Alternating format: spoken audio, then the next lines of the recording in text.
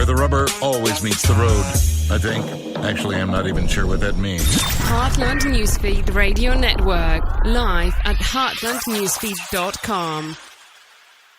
And next month, they will have their land values meeting, which is that's a very good conference to attend as well. So, yes. And quite frankly, so it was Indicator at the conference center. Yes. Which, you remember the old holodomes? It was a holodome back in the day. I'll say that place has held up quite well. Well, nice to say. Yes, it was a very nice meeting. You caught up with Bill Graff? Bill Graff, yeah, we had him on yesterday's news, and he's reminding folks, asking folks to get in and do some of those housekeeping things. So when we implement the Farm Bill, that kind of stuff is ready. Because when you're implementing Farm Bill, you don't want to say, oh, yeah, by the way, I'm not farming that one, or, rental agreements and that sort of things. Get those things done now to make implementation better later. We'll all just cross our fingers that we'll slide by that deadline and no more shutdowns. Yes. Yeah, it's a week away. Ooh. Uh-huh.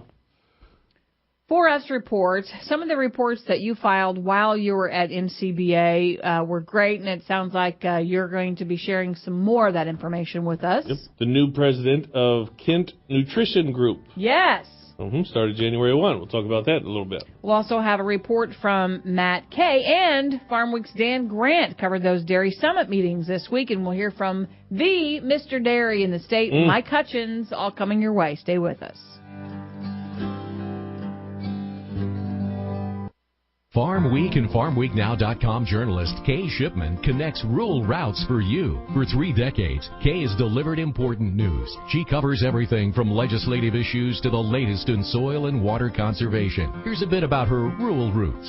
I love covering so many aspects of agriculture and providing readers with the facts they need to make better decisions. I also get to work with farmers and meet new people along the way. Be it routes or roots, RFD Radio, FarmWeekNow.com, and Farm Week keep you connected.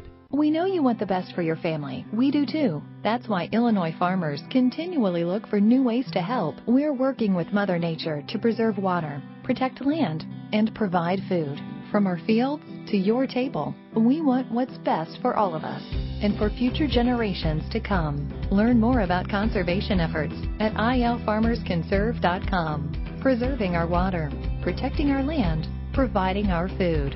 This message brought to you by Illinois Farm Bureau. We're back here on RFD Illinois. I'm Rita Frazier. Congressional Democrats are proposing several new tax increases, some of special concern for agriculture. RFD Washington correspondent Matt Kay reports. USDA estimates the Tax Cuts and Jobs Act, passed just over a year ago, will reduce taxes for producers by 3.3%. So American Farm Bureau tax advisor Pat Wolf says House and Senate proposals by Democrats to raise marginal capital gains and estate taxes will have the opposite effect. So if you take away the lower rates and changes in capital gains taxes, you're looking at a significant tax increase for farmers and ranchers. Illinois Republican and House Ag panel member Rodney Davis. Provisions that now Democrats are putting forward that will raise taxes on these small business owners, these farmers, folks that rely upon agriculture and agribusiness, is only going to slow down the job growth. AFB's Pat Wolf says a proposal to reduce the estate tax exemption from $11 million per person down to $3.5 million would also disproportionately hurt producers. We haven't seen an estate tax exemption that low for years. That would be a significant change and would significantly increase the number of farmers who would have to pay estate taxes and spend money on estate tax planning. Also in question, whether House Democrats would try to undo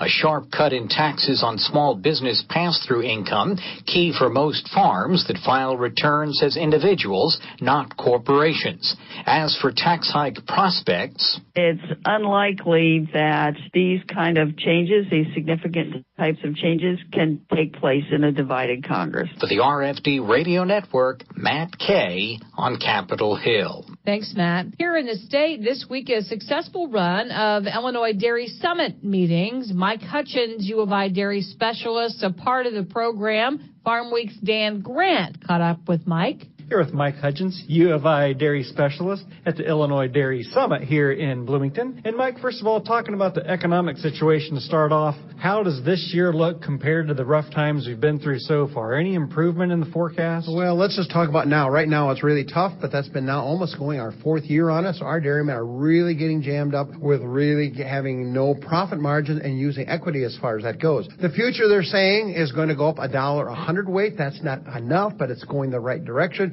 But they told us that last year, and it didn't happen. And, of course, why didn't it happen? Well, certainly we know it rained in New Zealand, so they are up 3-4%. We have a trade war going on, so cheese isn't going to Mexico, and our milk solids is not going into China.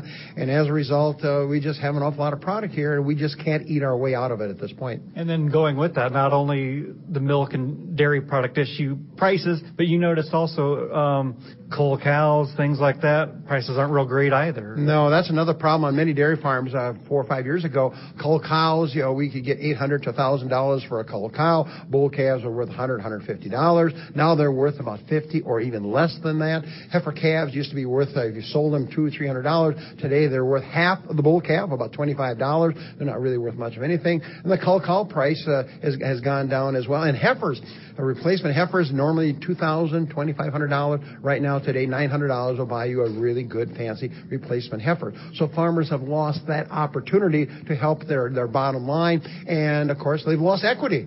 Cows right now, we have farmers in Illinois went out of business, and $800 to $1,000 for a milk cow, and they on the books, they're worth about $2,000. So now we've lost equity there. And I know our crop people know all about that when land prices go down. And I know we have seen some contraction in the industry. Do you expect that to continue, or have things worked themselves out and now we've got the survivors left, or what is your forecast for that? Well, it's pretty scary. I can be wrong just like everybody else, but certainly people are getting out. And so here in the Midwest here, we're seeing shrinks of 8 to 10%, farmers going out of business. Well, what's the bad news? Well, those cows don't go away. They go to another farm, and there's an expansion going on, and so some of the bigger farms just keep getting bigger. And so we still have all those cows here. And the other problem we have is we got 20% more replacement heifers sitting here in the United States, and those heifers are all going to calve. So we got this big inventory of heifers coming here, because the good news is our farmers have done a great job of raising heifers, sex semen, and all those kind of factors come into play. So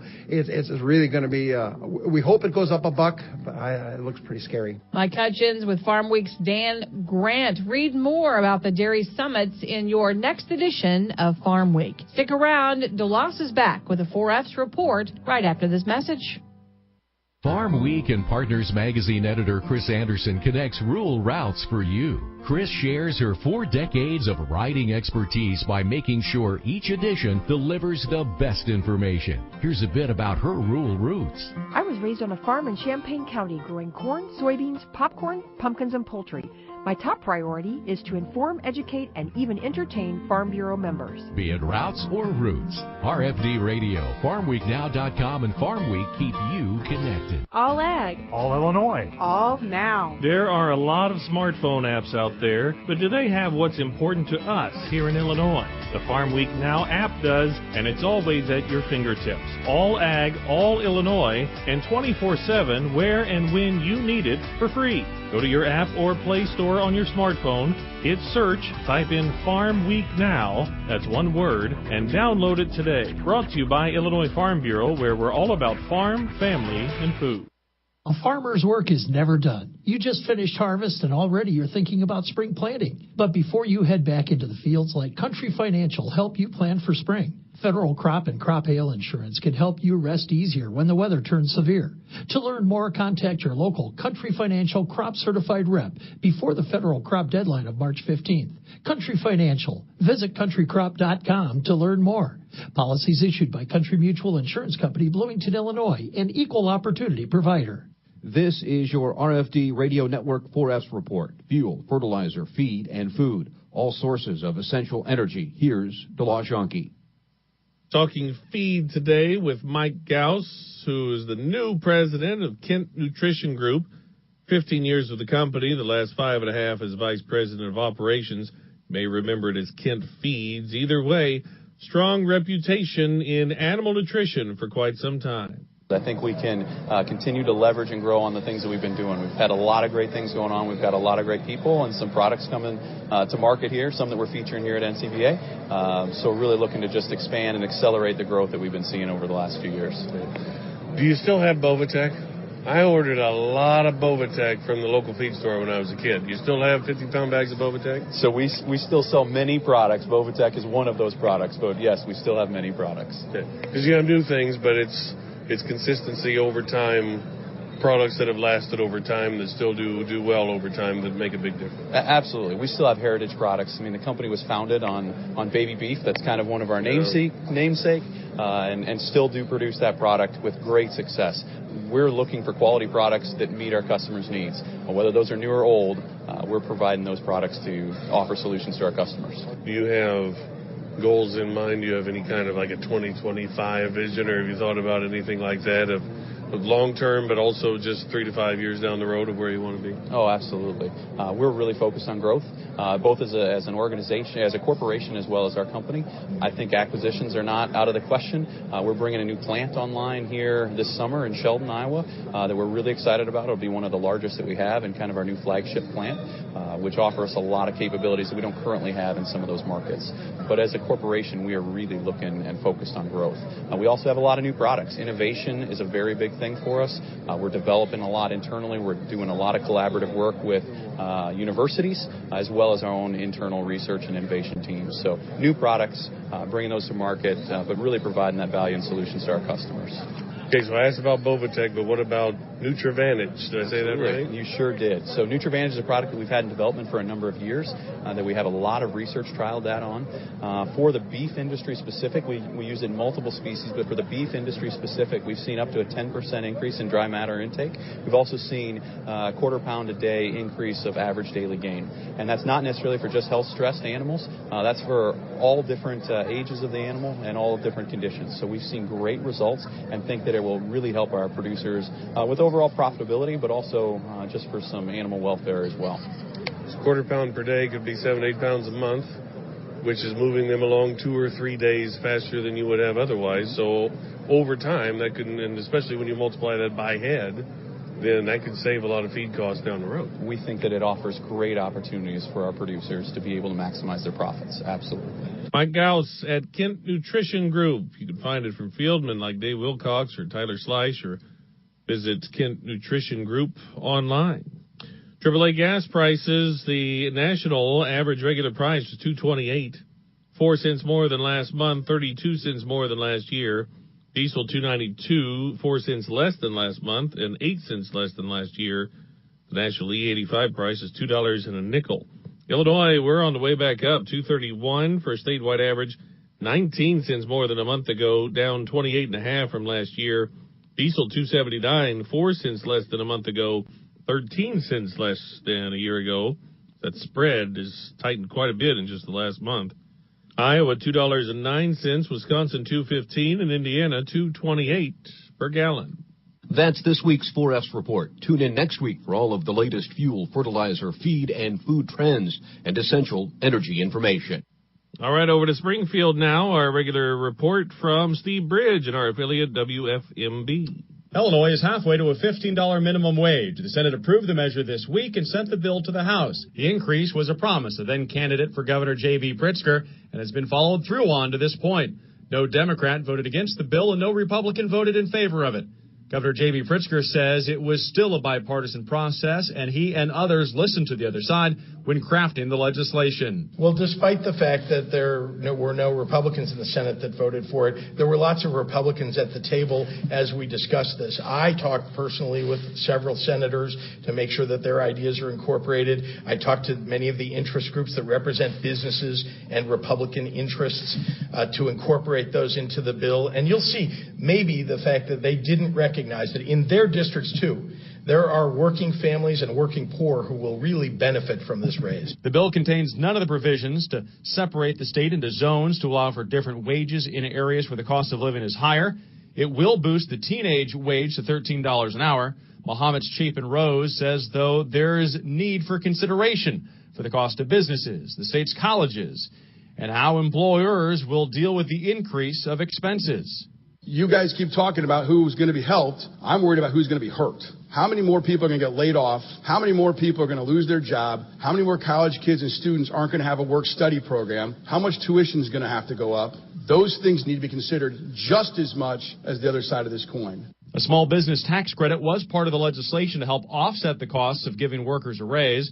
Now the bill heads to the House for consideration. The Illinois Retail Merchants Association's Rob Carr says they will continue to seek a compromise in the House, and they urge legislators not to rush the issue as they consider the implications this will have on employers and employees in their communities. Reporting in Springfield, I'm Steve Bridge for the RFD Radio Network. Thank you, Steve. We talked about the minimum wage earlier this week. Mark Gebhardt and I, Mark's Executive Director of Governmental Affairs and Commodities at the Illinois Farm Bureau, and you can find the article to that conversation online at farmweeknow.com. Let's break now for markets and weather. With the RFD Ag Market Summary for this Friday morning, I'm Jim Taylor. Corn lower, beans lower, and wheat ending Thursday lower. March corn closing at 376.5, down 3.5. May corn down 3 3/4, 384.25, and July corn 392.25, down 3.5. March beans closing at 913 1/4, down 8.5. May beans down 8.5, 927.25, and July beans 941, down 8 1/4.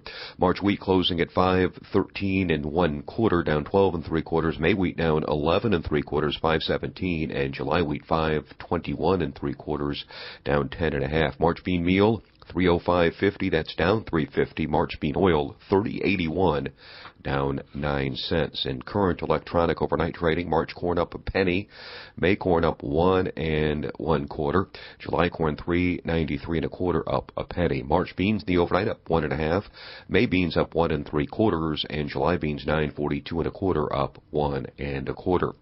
March wheat in the overnight up 1 1/4, May wheat up 1 1/2, and July wheat 531 1/4, up 1 1/2. In the outside markets, April Brent crude oil 61.63, that's down 106. The April gold contract down 190 this morning, 13.12.30. In the livestock market, February lean hogs 55.27, down 65 cents. April lean hogs down 130, 59.60. February live cattle 126.30, down a dime. April live cattle down 32 cents, 126.82. March feeders 143.25, up 7 cents. April feeder cattle 144.87, up 2 cents. Cash livestock at Greenville Livestock Auction, steers 129 the top this week. Illinois direct barrels and gilts trading $1 lower on Thursday, 26 to 35. I'm Jim Taylor for the RFD Radio Network. Good morning, this is Dan Hicks from Freeze Notice Weather with the early morning weather update on the RFD Radio Network on this Friday morning. Heavier precipitation moved eastward out of Illinois yesterday into last evening as a cold front moved quickly eastward across the region. Daytime highs were as warm as the 60s in parts of southern and southeastern Illinois before this colder air started to return, with daytime highs ranging down into the 30s in some west central through northern areas.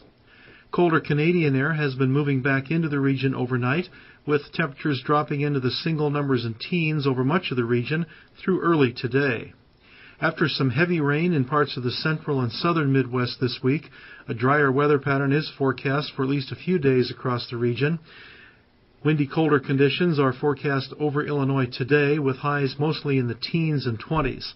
The center of this cold air will push farther east over the weekend, with readings moderating somewhat. Highs will climb back into the 20s and 30s over the northern half of the state, 30s and 40s in the southern half of Illinois by Sunday afternoon. Dry weather will continue across the region tomorrow. Then a new system will bring some precipitation back into the state during the day Sunday into Sunday night. This will be in the form of mostly some snow over the northern half of the state, some mixed precipitation farther south into the central and southern part of Illinois, possibly just some rain in the far south. The overall weather pattern still looks fairly active next week into the 6 to 10 day time frame. There will be a large temperature contrast from northwest to southeast across the Midwest, with readings ranging from well below normal in the northwest to above normal in the Ohio Valley. Additional precipitation chances should continue fairly frequently during this time, with 6 to 10 day precipitation amounts averaging near to above normal in most areas. Once again, this is Dan Hicks from Freeze Notice Weather. Leading your family farm is what you know best. Paying bills, making marketing decisions, and leaving the farm better for the next generation. Farm Bureau needs you to lead our organization and champion our legislative priorities. Farmers will be working with a new governor, Congress, and General Assembly. Illinois agriculture only remains strong when farmers realize this power and continue taking charge of change. Join us for the 2019 Governmental Affairs Leadership Conference. This one-day event takes place February 19th at the President Abraham Lincoln Hotel in Springfield. Hear from keynote speaker Jesse Waters, co-host of The Five and host of Fox News program Waters World. Don't miss this opportunity to cover policy information, state and national legislative updates, and end with a legislative reception with members of the Illinois General Assembly. Register today and start taking charge of change. Contact your county farm bureau or visit ilfb.org/GALC for more information. If you're in the mood for some sprucing up, you're in luck. From big to small or farm to front yard, your Illinois Farm Bureau member discount from John Deere is ready and waiting to help. It's easy to think green when it's the Rewards Loyalty Program with savings on equipment, special parts, and home and workshop products. Whether your tasks involve mowing, planting, or cleaning, you'll be set for whatever your work requires. All you need to do is sign up, have your membership number handy, and go to johndeere.com/Farm Bureau. Illinois farmers are using voluntary conservation practices to protect their farms, their communities, and the environment. On February 1st, the USDA National Agricultural Statistics Service, or NASS, mailed surveys to more than 1,000 farmers in Illinois to capture farmer implementation of the Illinois Nutrient Loss Reduction Strategy. If you received the survey, take a few minutes to complete it and return it in the prepaid envelope. Tell your conservation story. Visit ilfb.org/NLRS for more information. That's all the time we have for this edition of RFD Illinois. Thanks for joining us this morning. I have a question for you. Yes? Is it Monroe County or is it Monroe County? That is a very good question. There's a community, well, there was a community in Monroe County called Foster Pond. Ever heard of that? No. I'd never heard of that. That is west of Waterloo, unincorporated community. We say hello. Hello. Sponsored by Country, your farm is your family's legacy, part of your hometown heritage. While you work sun up to sundown to get the job done, we're here protecting the things you love every step of the way. Country Financial. Learn more by visiting countrycrop.com. For Jim Taylor, I'm Rita Frazier. I'm DeLoss Yankee. Have a great day.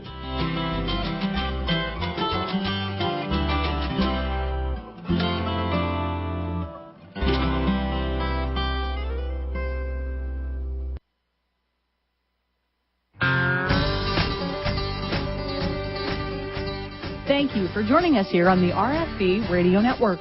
Hey, you know, a great way to reach farmers, reach those in agriculture, is through local radio. In fact, Rita, from the National Association of Farm Broadcasting, they have research that shows that farmers listen, 87% say they listen 3+ days a week, 74% say they listen 4+